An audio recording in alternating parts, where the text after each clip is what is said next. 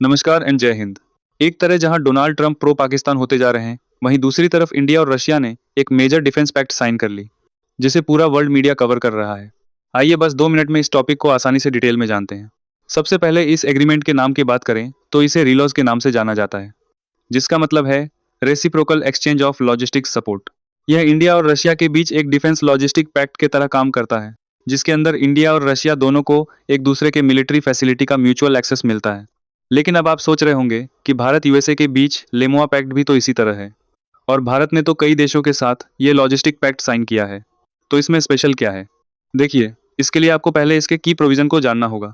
सबसे पहले प्रोविजन की बात करें तो इंडिया और रशिया को एक दूसरे के नेवल पोर्ट, मिलिट्री बेस और एयरबेस का एक्सेस मिलता है, जिसका इस्तेमाल वो रिफ्यूलिंग और रिपेमेंट के लिए कर सकते हैं।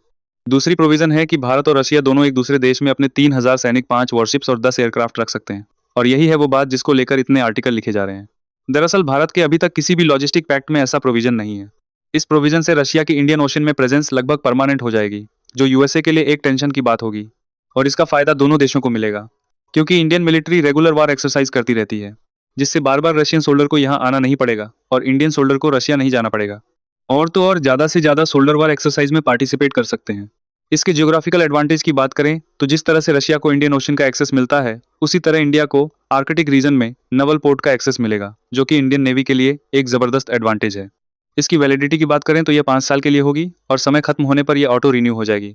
इस पैक्ट के स्ट्रेटेजिक सिग्निफिकेंस की बात करें तो यह इंडिया और रशिया के बीच डिफेंस कॉर्पोरेशन को और बढ़ाएगी। ओवरसीज ऑपरेशन करने में आसानी होगी, ज़्यादा से ज़्यादा नेवल बेसों का एक्सेस मिलेगा, मिलिट्री एक्सरसाइज के कॉस्ट कम होंगे, क्योंकि मिलिट्री के 3,000 पर्सनल ऑलरेडी स्टेशन रहेंगे, तो कभी भी मिलिट्री सपोर्ट के लिए ज़्यादा टाइम नहीं लगेगा। जैसा कि मैंने बताया कि इंडिया को आर्कटिक रीजन का एक्सेस मिलेगा ही, और यूएसए पर अलग प्रेशर होगा कि वो पाकिस्तान जैसे कंट्री के चक्कर में एक अच्छे पार्टनर से दूर होता जा रहा है।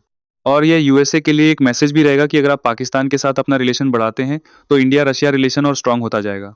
आई होप कि आपका यह टॉपिक क्लियर हो गया होगा। अगर आपको कोई टॉपिक पर वीडियो चाहिए होगा तो कमेंट में बताइएगा, और आप इस पैक्ट के बारे में क्या सोचते हैं वो भी बताइएगा। Thank you for watching this and जय हिंद।